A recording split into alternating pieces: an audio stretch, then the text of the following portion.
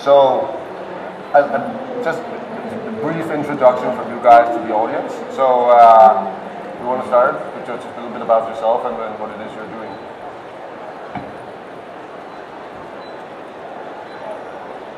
My name is Daiichi Wata. I'm coming from NEC Corporations. NEC Corporation is basically a digital technology company based in Tokyo. And what I do is I'm leading the Fintech team and the blockchain team, basically helping the financial institutions to transform themselves for the digital services. And also I do myself created a Fintech venture with the banks in Japan to provide the financial services. Yeah, so my name is Jeff, and I'm the VP of and Financial China. I'm very much leading the technology and the business innovation for the company. One side, I'm the head of the DAMO Fintech Labs. Other side, I'm also leading a business group, very much for business incubation and business development. Right? And the Financial is a big startup company, and with 10,000 employees, right? So I think we are known for the Alipay, with the payment, the mobile payment. At the same time, working with our partners and banks, we offering a lot of other financial services, right? Including insurance, lending, and also like some part of the credit score and so on. Yeah, it's great to be here. Is that on? Yep. Sam Hunt, I'm the Director of APAC for GitHub, looking after pretty much all things GitHub in the Greater Asia Pacific region. I'm Scott Mullins, and I lead business and market development for AWS in the financial services industry around the world. What that means is that my team is responsible for helping our financial services customers from fintech startups all the way up to the largest banks, broker-dealers, exchanges, and insurers adopt our services for use in their businesses. Thanks, guys. So I think I will kick that off with just a little bit overall question, because besides representing different corporations, you also represent different ecosystems. And I think in the ecosystem where I come from in the Nordics, there's a lot of discussion or talk about how we moved from fintech is disrupting financial services and disrupting banks and towards more of a much more collaborative environment. Both with banks and big techs. So just a little bit of perspective from what's the conversation in your ecosystems, where you come from, around that topic. Daiichi. Okay, so Japan is a very small country, but we talk a lot about fintechs, and again, it's not about the disruption we're talking about, but it's more about the collaborations now. And I just talked to you earlier before, but Japanese banks are encouraged to open the APIs, and now the legislation is done, so they're implementing the systems to open the API, and now the question is how to collaborate with others. But it's not only about the fintechs, it's more like cross-industry. How to collaborate with the local government, how to collaborate with the logistics company. So that kind of theme is more like a hot than just being afraid about disrupted. All right, so just to stay with you just a bit, because I think it's interesting. In Europe, there's the whole open banking and PSD2 discussion. So how far are you actually in Japan when it comes to that? How would you describe that? I think most of the banks just started implementing to be ready for open API. And they just doing it. Now they just started really thinking about what's the success of business model for opening up the API and about the collaborations. All right. So moving on to you, Jeff. What's your perspective? Yeah. So and Financial, like, we consider ourselves not like a fintech company. We are more like a TechFin company. What does that mean, right? If you look at our 10,000 employees, 65% are software engineers, right? So we are very much working with a lot of like banks, financial institutions, not offering the technology and the platform, and also the mobile kind of banking kind of infrastructure and the technology itself. So in the last couple of years, we see more and more collaborations across these technology companies and also the banks. The reason is very clear, right? So there's still like there's a lot of people kind of like unbanked or underserved, right? So by working with the technology companies, we have a better way to reduce the cost and also reach more customers, make the kind of experience more seriously, and with the mobile kind of technology, with the internet kind of technology, right? So with also the new technology like artificial intelligence, the data kind of technology, obviously, we build a lot of the platform. Actually, the insurance, whatever, the lending, most cases we work with them. They are offering those services on our platform, but we offer the technology infrastructure. So from that perspective, I do see like digitalization, and also the like a mobile kind of banking become very, very common for all the traditional banks to transform themselves and to leverage the power from the technology to make the service more inclusive and also well-served. Yeah. Right. So just before we came here, we talked a little bit about how and work with fintech startups. Could you elaborate a little bit on that? Yeah. Yeah. So you see, right? So like from another perspective, we offer this payment kind of infrastructure, which we are known for, right? So then, from the lending, maybe the micro loan, and to the insurance, even including like wealth management. In most of the cases, and we have this open platform. We build an open platform, but it's the banks or the financial institutions. They bring in their fund management, wealth management, and also like the lending kind of service, right? So most cases, we offer some of the technical infrastructure for them to reach our users, right? And from that perspective, but from another perspective, I do see like by linking in the technology, we can make a lot of services more inclusive. For example, we can offer the wealth management just for $1 IND. Yeah. It's unthinkable in like in a very traditional way, because usually, like in US, probably you need $1 million. People do wealth management for you, but we can offer the wealth management for $1 IND. That means like 15 US cents, right? US cents. And from another perspective, for the loan kind of service, right? We can offer the loan to you in seconds, right? Usually in the US, in other countries, usually need like a couple of weeks, talk to banks, phone calls, and so on in order to get some loans. But we are able to go through technology, the reachability, and also the mobile kind of banking kind of infrastructure. We are able to send the money to you with a loan in seconds. So I think that's how the technology is really changing some of the infrastructure to make the financial service more inclusive, more reachable, and with a better user experience. So Scott, just moving on to you, Sam, I will get back to you afterwards, but just get to get your perspective on also what's the talk of the talent ecosystem where. I think there was a general thought after the global financial crisis that innovation had kind of left the building in regards to large financial institutions. In fact, we talked about how Silicon Valley was now the source of innovation in financial services and other pockets of the world where you had fintech hubs.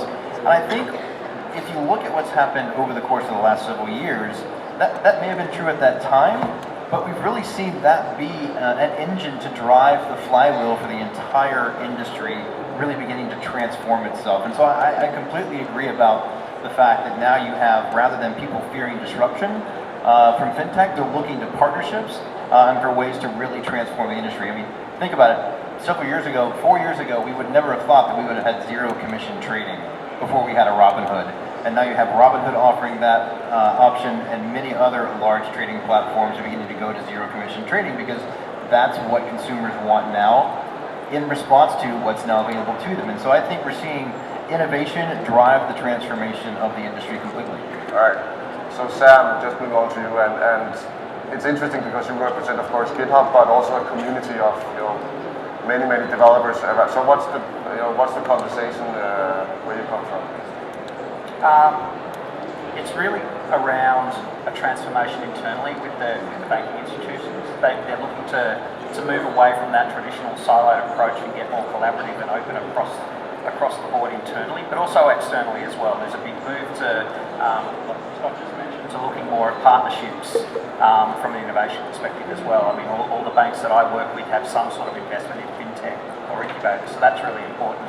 At the end of the day, the goal is universal, and that's a better customer experience. And in banking, it's been such a siloed world for so long, even within one institution, that's something that really needs to break down from within. And then the next part of that is having a better open source strategy. And what does open source mean to us, and how do we contribute back how can we make it easier for those partnerships to collaborate with us? So that's probably what I'm seeing. That and RegTech starting to creep into the conversation as well. It's like, how do we regulate this rapid innovation? So how do you actually, can you elaborate a little bit on how do you actually work with both the financial institutions and the fintech startups? Because I know you also have some programs coming up, right? Yeah, so we're obviously supporting startup programs across the globe, not just in fintech, but fintech's very important with us, or for us, I should say. With the banks, we work very closely, obviously, with what they're trying to achieve from a commercial perspective, but we also support and nurture their innovation startup programs and their community programs, and also a lot around STEM and where's our next wave of developers coming from, because that's a big problem for the world. Where are we going to get the next round of developers? If code is so important for everything that's coming in the next quarter century, who's going to write it? Who's going to do it? So I like to see the banks getting involved in what's happening in STEM and education across the APAC region. Yeah, and how much do you in general see the financial institutions being involved with the fintech ecosystem? All the major banks I deal with have a commitment to the fintech ecosystem. All right. So maybe it's a cliche, but I think it's Bill Gates that at one point said that that we need banking, but not banks. So it could be interesting to hear from Ant. So what's your perspective on that? Do we need banks? Yeah, so I think the banks, even traditional banks, they have a lot of their own expertise and know-how. For example, they have a lot of funds and capitals, and also they have a lot of experience to serve different kind of customers with specific needs, right? So that's why they're doing well, all these years, right? So banking is not just like a 1 year, 2 year, maybe 100 years has been there, right, to offer different kind of service. Now, we as a kind of technology, TechFin kind of a company, actually we work with them very diligently, and today we are opening up all kinds of technology platform, right? Not just like a cloud computing, and also with some brand new technology like the blockchain, even the artificial intelligence, we open it up, and we're very much working with them. Try to have the more this digitalization and the transformation, right? Because especially as I mentioned earlier, about this kind of mobile banking, and for them to reach some of the customers, individuals in a lower cost way, and also to within the technology to make the user interaction more seamlessly, and also from that perspective, based on the algorithms and the data, sometimes we can serve a lot of these we call underserved people. Right today, if you look at a lot of big banks, and they have a lot of very big customers and so on. They have a lot of experience, which actually we do not have. I have to say, right? But we certainly we know the technology well, and we are a technology company. We are very much looking forward to them and working on that, and working with them to a little bit transform some of the infrastructure, so eventually can reach the customer better and serve them better. Yeah. So I guess Daichi, that you advise a lot of the financial services companies. So what's your conversation with them? How do you advise them, and how do you see the bank of the future, and how do technology play in there? So let me say I don't really advise. Probably I discuss together with the banks, but I think the discussion I'm having with the financial institutions in Japan, interesting thing is many people starting talking about what's called information bank, because maybe the government is saying that. But what I think the story behind it, maybe the company like you is generating the values through the data, and people start talking about how we should do to use this data. But the people started talking about there should be a place I can store my data and I can control my data, and there should be an entity that I can trust managing my data. And people started really discussing about what is the future of the bank, and maybe what of the role of the future of the bank is managing the personal data on behalf of the individuals. So the data question is interesting. I would like your perspective on this also, because you are collecting a lot of data. So how do you see this? What's your perspective? Yeah, so I think the privacy and the security of the data is always a top concern of our kind of company, because our kind of business has a quite a relevancy with that kind of usage, right? So that's two dimensions. If you're talking about the technology for the bank, how to utilize the data, very much following Dutch's question, right? The first thing is very much about certain kind of workflow, and also about some of the company inside kind of regulation, right? So it means like you have a traditional way to tag the data, and very much you do access control and isolation. That's one kind of way. That's another way we see a lot of technology kind of movement in this space today. So actually, it's two kind of technology I actually started doing well in some degree, I would say. One is very much the trusted computing. So it means you put some of the privacy-sensitive computing inside some of the hardware. For example, like Intel's SGX, which with encrypted data in, encrypted data out. People cannot see the data, but you can still working on some of the transactions. Another one is very much on the encryption, right? So there's a multiple technology getting a little more mature than before. So one is the MPC, so the multi-party computation, right? The second one is homomorphic, right? And the secret sharing, and so on, including the most recent ones, I think called zero knowledge proof. And actually, in the financial, we actually deployed all kind of technology, actually with quite scale kind of usage today already by changing some of the data across different business domains, but without reviewing users' privacy at all in a specific way. So like also we believe like the issue itself is so important.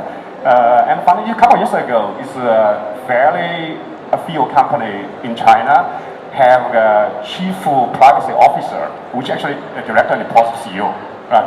So we enhance the mechanisms and workflow not only on the data isolation side, and also put a lot of efforts. Actually, myself have a dedicated team with more than 50 people just working on the encryption, MPC, and also data isolation, so the kind of technology itself, try to really move the same way forward.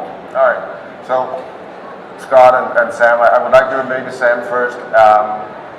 Your kind of take on the whole data thing, because I guess you have a community that is discussing also the use of data and possibly also the ethical use, or where do we draw the line when it comes to using data?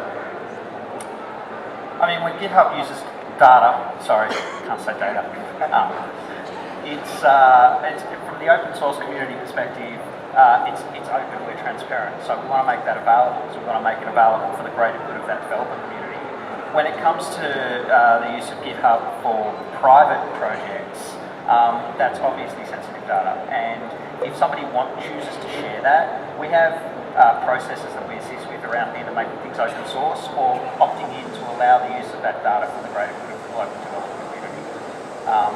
Probably less around sensitivity of FSI data, but still sometimes very sensitive.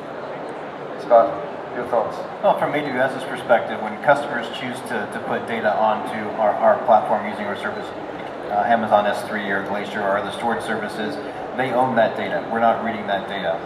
In fact, if you were today to open an S3 bucket in your AWS account and you were going to put it into our Singapore region, you would dictate what part of the world that goes into our Singapore region, and you would pick the availability zone that you want that data to go into.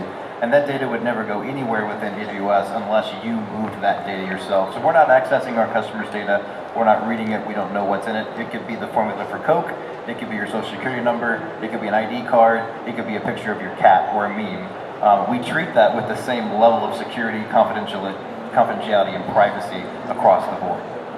So how do you see, and I think that's more general questions to you guys, so how do you see, because that's something that is really filling up a lot of people's minds, the whole ethical issue, where how do we govern, in AI, how do we govern the algorithms, where do we draw the line, so to speak? Just because we can doesn't necessarily mean we should. So what's your perspective today? That's an open question, so anyone can pitch in. Yeah. Yeah, I mean, the ethics in AI, something we just started discussing about, but I'm really passionate about what is a trustworthy digital look like. And it's interesting you mentioned about TE and SGX and MPC, because that's one of the key technologies that we believe in to to provide the much stronger privacy. We're using SGX or NEC blockchain to keep the privacy. And multi-patching computing to compute without decrypting so that we can understand the insight. But probably this is kind of my question to you, because one of the things we're discussing about the negative side of AI is two sides. One is because AI is basically profiling the data. So it can reinforce the bias of the people. I mean, people have a bias, but because of the analytics model, AI can reinforce that. So it can increase the bias or discrimination. So what do you think about that? That's the one question I have. And the other question people started talking about is, if AI start to reject the service, access to the service, like loans, it's good for the inclusions. I think I totally agree. But if people start getting rejected without knowing the results, some people say, people get not motivated to re-challenge. It may have a huge impact for the humans. So I think you are a genius guy on data scientist, and so I wanted to hear your opinion too.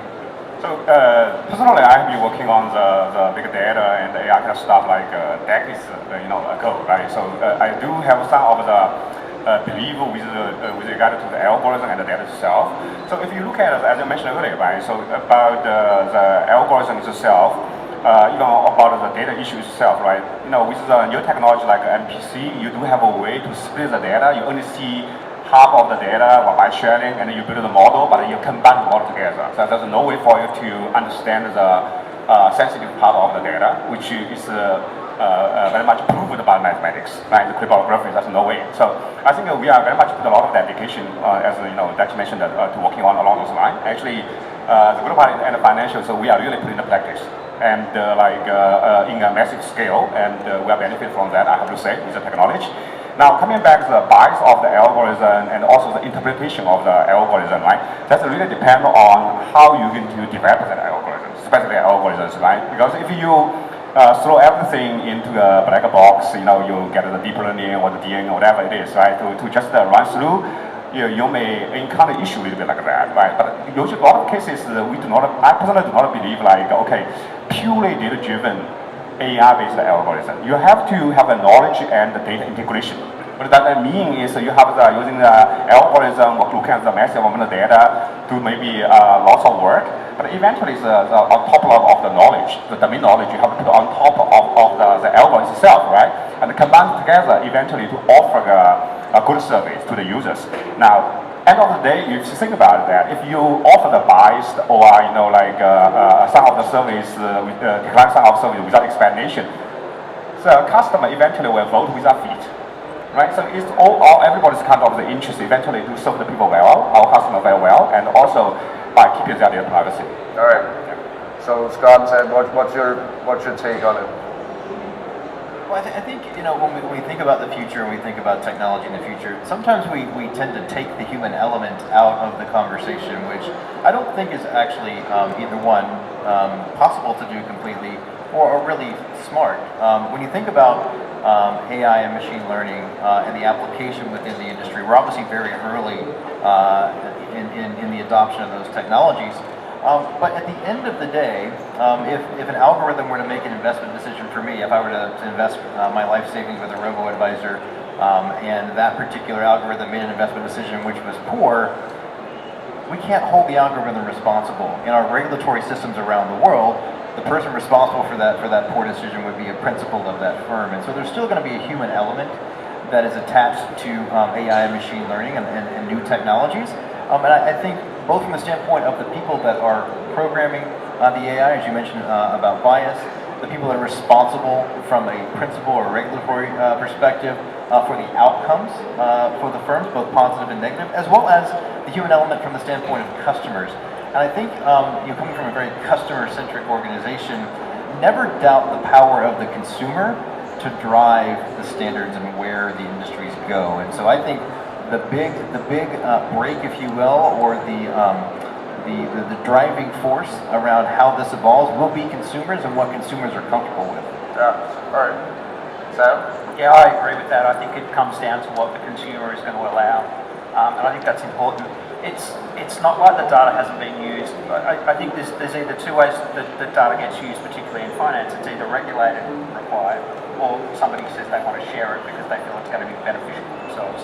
I think when AI comes into play, we're still figuring out what the rules might look like moving forward, but it's an emerging approach to the use of anything, so it's going to be a learning process.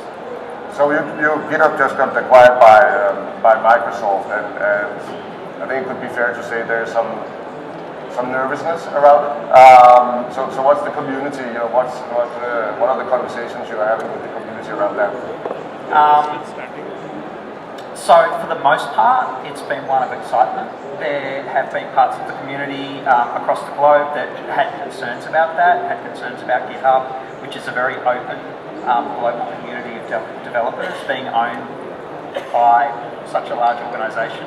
But the reality is we maintain complete independence of who we are. Our goals first and foremost as an organisation is to the global developer community and making that better and easier for them to collaborate.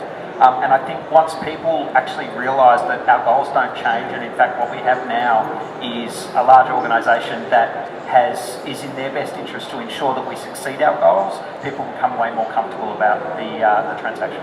All right. So, Scott, I'd like to ask you a little bit about how do you actually see, coming from the tech side, and just get your perspective also on the long term, where do you see the financial services, the investment, where do you see it's moving, and what will be the most interesting technologies to look at in your opinion? Well, we've talked about AI and machine learning. I think if we look at any of the cloud providers today, I think we would all tell you that AI and machine learning are the #1 areas of interest for financial institutions.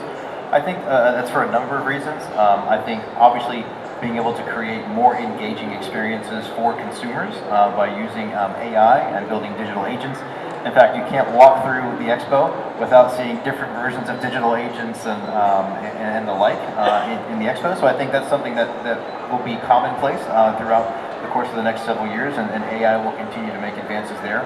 I think machine learning is also an area of increased interest from financial institutions, because we're now able to move on from big data and big data analytics and actually really able to unlock value from data that we've not been able to do before, because we just haven't really had the technology that could stand up to the test. I think from the other standpoint, I'm looking at really changes in efficiencies from the standpoint of back offices. If you look at where people were focusing on cloud before, it was about cost to some extent, and then it was about improving kind of the edges, if you will, in the front office around maybe scaling websites or moving workloads that were maybe considered not as mission critical or to be sensitive with information from customers. But now the gloves are really off. You can look across the landscape around the world in different regions across all enterprises, and they all have cloud as a major part of their IT strategies, because it really is a technology refresh. In fact, that's what I like to talk about when we talk about the move to cloud. It's really just the next iteration of tech refresh in the financial services industry. And so we have many organizations who are moving in earnest to the cloud here in Singapore. DBS is obviously somebody who talks very much about their use of new and emerging technologies. Barclays Bank, HSBC, you have major financial institutions around the world who are beginning to make earnest adoption of these technologies and make them meaningful in their organizations. So Daichi, how do you see the longer vision of where is financial services moving, and what's the impact of technology? I mean, the role of technologies, I think it's drastically changing, and meaning that starting like 1960 and 1990, banks keep using the technologies, but the role and the content of technology is really changing. And the role of technology is probably, in essence, only about efficiency and providing through the mobile or internet. But because of the variety of technology, now we have quantum computing, blockchain, AI, they started to play different roles. It becomes the center of business model, and also it, as you said, enable the financial institutions to serve on-site. I think that's a great impact about the intelligence. So with a good purpose, I think a financial institution can do much better exciting thing, and that's what I'm really excited about too. So just to hang on to the blockchain thing, I'd like your perspective on, because there's a lot of talk about blockchain, and a lot of experiments. So how do you see that technology specifically, changing financial services? I keep thinking and I keep discussing about. I have no idea why blockchain is so talked about yet. I mean, I do spend a lot of time. I spend, we invest, but it's a very strange technology. Why people get excited? But one thing I really started to know is because of that use of cryptographic technologies, it empowers individuals, the people, to control the data around the cyberspace. Bitcoin. If I have a private key, private secret key, I can claim my Bitcoin is mine. It's basically saying data floating around the cyberspace is mine. And I think it can start empower lots of individuals and citizens, and it can create a whole new business model, and it can create a trustworthiness in cyberspace when we may need a lot more in this distributed world. All right. So can I Yeah, sorry. jump on here? Yeah. So I think when you think about DLT and blockchain, I think the real opportunities for those technologies, or I'll go back to my earlier analogy, is in the tech refreshes. Typically, the use cases we're seeing for blockchain and DLT are in the back office. You can look at what the ASX is doing with digital asset. That's a tech refresh. They're replacing the chess platform. It's an opportunity for that exchange to actually replace the legacy platform with the new one, which makes way for using new techniques and new technologies, and that's obviously in this case DLT with DA. I think that's the real opportunity for blockchain technology. I don't think you're going to see the immediate uplift that you're seeing from AI and machine learning, because AI and machine learning is more applicable across the front, back, and middle offices. You're seeing results with the application of AI in the front office immediately and improved customer experiences. Blockchain and DLTs tend to be more towards the back end. I think it's going to be longer tail. And as the industry begins to refresh itself on the technologies that blockchain and DLT are applicable for, I think you're going to see it continue to have value. So Jeff, what's your take on it? Because you also invest, right? So where do you put your money? Yeah, so that's a very good question, right? So I believe in the future, or even today's digital economy, and financial has some of the basic technology strategy called BASIC. B stands for blockchain, A artificial intelligence, S means security, and I is Internet of Things, C computing. Right, so those are all critical for the future banking or digital economy. So just a couple of words for each one. Blockchain, as we already mentioned earlier, we have a strong belief, not on the cryptography, right? Very much on as a trust machine, not close to the A and the B. It's not between A and B, it's a group of institutions. That's something really new, right? So eventually you can very much like circulate some of the certificate, the data, whatever it is, right? Across that a group of the institution to offer some of the service, right? So we see a lot of possibility in the supply chain finance, global remittance, or other kind of the business that we already working on that. So artificial intelligence already explored, and other guys already mentioned it, right? So obviously with the data, it's the automation. So it's also automation boosts the efficiency, eventually makes the financial service with a low cost, and also with the more seamless kind of interaction experience, right? So security, I think it's also critical, because why? All the financial service company, you have to do the risk control. Otherwise, you cannot do the financial business, right? So actually the data and also a lot of algorithms can find a very good spot in the risk control, because it's all about to figure out, what is the fraud rate and so on like that, right? So we have been working on that area for many years, like now already the 5th generation. So our fraud rate is below 1 to 1 million. So it's amazing with the data and technology, right? So way below the traditional kind of bank. And the Internet of Things, right? So people see it's like very far away from the banking, but we believe it's very much like on the corner. Because why? First thing, you may have some like interaction, like in the payment. It's all physical kind of stores, it's like subway stations, and so on like that. You need some of the technology to boost the efficiency. At the same time, we have like a face recognition directly for the payment. You can scan your face, you can pay, right? So now computing, obviously, like if you have a lot of data, a lot of graph, and the relationship, obviously you need a really big computing kind of infrastructure in order for you to go through. Yeah, so those are the areas that BASIC, the basic strategy for investment, basic strategy for our own development, and also I think could be a really kind of a boosting kind of technology for a lot of financial institutions in the future. Okay, cool. Sam, your thoughts? especially on blockchain actually. What do you think about that technology? Well, I agree that it's a technology refresh. I think it's a good way to look at it. I mean, you don't see builders building houses with plumb bobs and hammers and hand saws these days. So, but one thing I think I'd add to that is any technology that's coming in that's going to be used to refresh legacy is going to be only seriously make an impact if it's got resources following it as well. Because you could potentially have the best technology in the world for a refresh, but if you've got no one to adopt it and work on it, that becomes a big problem. So, and that's something that we certainly see in communities. We see trends on what's being adopted and picked up. So that's an important part of it. All right, thanks. So I think we'll open up for some questions here from the audience, and I'll just get the iPad here running.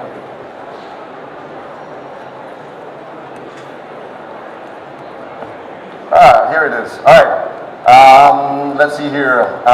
There's a question that says, what would you say is the biggest threat or challenge to fintech in the financial services space? I think that's an open question here. So, guys, I'm reading it. So what would you say is the biggest threat to fintech in the financial space? Yeah, I'll give it a shot, right? So I think it's not a threat. Also, very much is a challenge, and a lot of time from the technology perspective, right? So, for example, especially for the field we are working on, we started serving a lot of these unbanked, unserved kind of people. We make financial services more inclusive, right?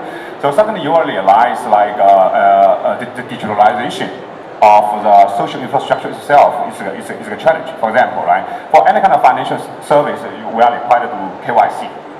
But in some of the countries, so maybe we even do not have a standard ID, right? So that's kind of like a kind of process, we have to go through. So for example, within the new technology like a face recognition, eventually to help to build that kind of system, eventually you can offer a service. Because without knowing your ID, how can I offer a service? Because we all follow the rules like AML and EKYC and so on like that, right? So the digitalization for some of the underserved kind of area is still a challenging task, right? So that's definitely something we'll look into. Yeah. All right. So there's another question here that we actually a topic we didn't touch so much upon. Is open source software the future of banking technology? I think it's already a big part of banking technology. I mean, open source is in everything, not just FSI. But we have organisations like Finos that are looking to build out. It's a non-for-profit looking to build out open source innovation across the financial services, and it's a big part. In fact, open source as an approach is one of the key parts to banking moving forward. That banks have to collaborate at a global level. If we don't get sort of global standardisation around what we're doing, then it makes it very hard because they're being driven by what the consumers want. The consumers they want what they want in their hand, basically. So in order to do that, the world is way more global than it used to be. You don't walk into a bank anymore. You jump on your phone at the airport, you say, I'm going here and I need money when I get there. And the only way to do that is to have better global collaboration. Cool. Yeah, I totally agree. I mean, most of the banks, the big banks, the big financial institutions have legacy systems. They probably cannot migrate everything to open source, and it doesn't make sense. But again, as I said, the financial institutions have to collaborate with others. That's a huge change of business model. It's not only regulated; it's regulators are forcing to collaborate. Now, if you want to collaborate, you need to dive into these open source communities. And I started joining Linux foundations. And NEC has a long history of working with Linux Foundation's open source community, but it's the other department of NEC is doing it, not from the business department serving for the financial services. I'm not working with this open source community, but I now have to work with them because I do need to understand the developing and engineering communities of open source, what they are thinking about APIs, what they are thinking about securities, and we have to do bridge the gap between the language of engineering and the language of banks. And I think it's an interesting space for, next couple of years. All right, thanks. So there's another one here that gets a lot of votes here. I can see there's a number of countries in the region mandating platform and data localization. What impact is it expected to have on TechFin and its scalability? Did you get that? Yeah, I think obviously there are changing environments around data locality and data sovereignty and data residency. I think this will be a space that continues to change. I think a lot of the current thinking around that is based on legacy regulation, as well as legacy business models. And I think as technology continues to improve, and I think even more importantly, we'll go back to consumers, as consumers continue to demand differentiating experiences from financial services, much like they're getting across all platform type companies, you're going to see that continue to evolve. But I think it will be a gating factor where you do have localities who require data to be in a country specifically for specific reasons. You're going to find it difficult to see innovation happen there. You can look at what's happened recently in Korea. Korea had those requirements in place up until recently and has rolled back those requirements and are now allowing a little bit more freedom in relation to where data gets to go. And so I think you're going to see that continue to be a trend over time and evolutioning, or actually probably more of a revamping of those requirements. All right. So there's another thing, we talked a little bit about the open banking, but it says here that how will big tech take advantage of open banking developments happening globally from EU to Australia? I think we could start up with you, Daichi, maybe. How will big tech take advantage of open banking developments happening globally from EU to Australia? Okay, we studied a lot about what's happening in EU because what's about PSD2 or the Open API initiative is a very interesting topic for even the communities and Japanese financial institutions too. And I don't know if you guys are taking advantage or not. I think in this case, big tech means you guys. But I don't think they are taking advantage of it. I think it's more like a collaborative approach about the people trying to find their own roles with new ecosystems. And ecosystem is starting becoming a cliche word. But I think it's an important concept for this connected world. Everybody has to find the new roles. Even a company like us, we're 100 years old, more than 100 years old, but we really have to change our role. And people are trying to find a new role in this digital economy. And it's not about the competition, but I think it's more trying to find how to create more values together. And it's a totally different approach for creating the business, I think. So the whole open banking thing, we have a little time left. The whole open banking thing, there is a discussion around, does that make the financial services companies being only providing the infrastructure, and then someone else actually creating the value on top of that? So what's your thought on that? Yes. I think so. Well, just on the question, I think that at the end of the day, big tech's making it easy for people to make a decision. So everything's independent. Nothing's forced down there. There's nothing untoward happening. I don't know. It's hard to actually answer this question in any way, shape, or form because there's a lot of different angles that you can look at it from. All right. So one last question here, very quick answer from one of you guys. Let's see here. Open banking versus open source, which will happen for FIs first? I think open source is already happening, so that's the present. So I think we have a winner. But open banking is here. And I think it's an inflection point for the industry. And I'll go back to the question before on what's the advantage. We're already using open banking in the EU and Australia as an inflection point to help our customers evolve. From the standpoint of organizations like HSBC, whose open banking platform in the UK runs on AWS. Very similarly, we've helped a customer, one of the big four in Australia, build an open banking platform as well. It's an opportunity where you're required to actually open up the bank to do so and to build a next generation technology platform. And Sam, I would say it's not just that the bank is going to provide the infrastructure and the value is going to be provided elsewhere. There's also value in being able to be that hub that brings the value to the consumer. Because as a consumer, I don't necessarily want to have to go out and source all of those things myself. You can look at the iPhone. All the different applications that run on my iPhone, I got through the Apple Store. I downloaded those direct to the Apple Store because Apple was able to curate those for me. And so I think there's going to be a real advantage for financial institutions in open banking to be curators of value, because as a consumer, I'm going to get tired of having to go find my own value all the time. It's going to be really helpful to have a trusted partner in my bank who I've had a trusted relationship with over time to provide that ecosystem of value to me. Great. I think we're almost out of time, right? All right, do we have time for a little a quick answer more here? You were just putting the mic up? I was just saying that was a much better answer. All right, so thank you very much, guys. I think we're out of time. Great pleasure to talking to you, and thank you very much for coming. Thank you, of course, to our moderator today, Thomas.